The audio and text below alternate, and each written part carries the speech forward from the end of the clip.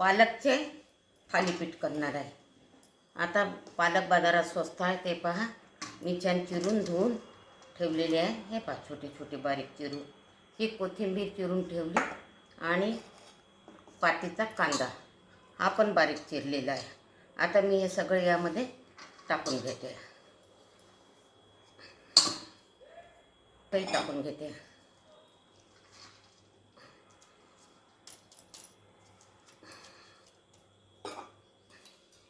चिरलेली कोथिंबीर ही पण घालून घेते आणि हा ओवा, हिंग, तिखट, हळद आणि हे मीठ घालून घेते। त्यामध्ये थोडीशी साखर घालून घेते चवीला। याला आता हे सगळं मिक्स करते। हे पहा एकजीव करून घेते मिश्रण। हे सगळं हे मिक्स केलं। आता पहा मीठ घातलं तर याला थोडं पाणी सुटलेलं आहे मिठाने। आता यामध्ये ही कणिक घालून घेते। हे गव्हाचं पीठ आहे, हे घालते। मी यामध्ये दही घालते। हे आंबट दही नाही आहे आणि हे दह्यानेच भिजवते, म्हणजे याला चव चांगली येते। खूप आंबट दही नाही आहे आणि खूप गोडही नाही आहे। हे ताजं दही आहे घरचं। आता याला जर दह्याने भिजवली त्याची टेस्ट खूप छान लागते। आता मी हा गोळा तयार केलेला आहे सगळं भिजून। आता गॅसकडे जाते। आता मी ह्या नेललेपचा तवा ठेवलेला आहे। याच्यावर मी पोळपाटावर हा कापड ओला करून ठेवलेला आहे आणि आता याच्यावर मी हे थालीपीठ थापून घेते। हे बघा मी दाखवते। छोटे छोटे असा गोळा करायचा आणि यामध्ये असं थापून घ्यायचं छान पातळ।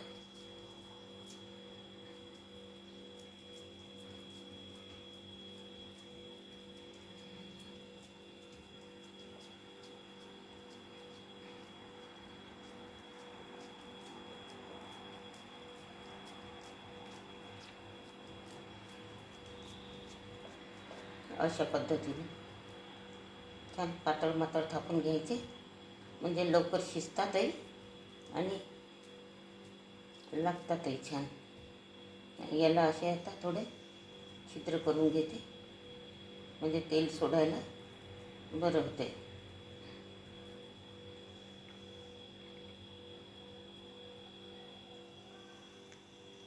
आता मी तव्याला तेल लावून घेते।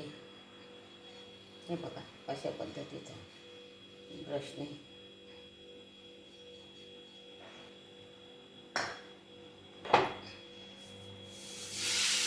करून घेते। हे बघा आता थोडी पावडर करते।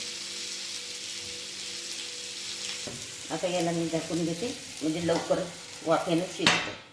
हे बघा घेतलेलं आहे। हे पहा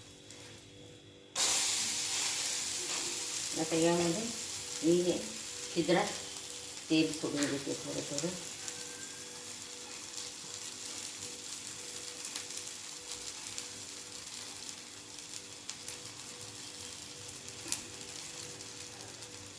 आणखी मी हे झाकून घेते, वाफेनं छान शिजते। हे बघा छान शिजलेलं आहे हे। आता हे मी काढून घेते। हे बघा आता दुसरा करून घेते।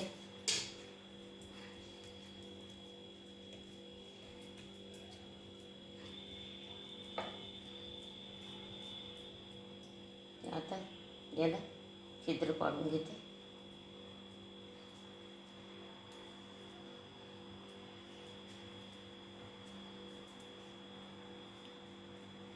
तेल लावून घेते तव्याला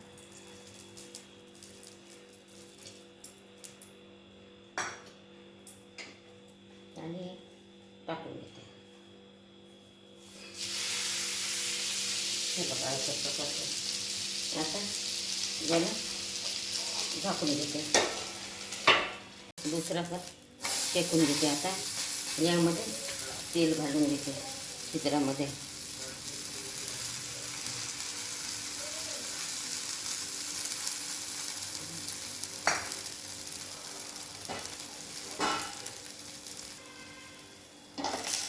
आता हा पण माझा पराठा शिजलेला आहे.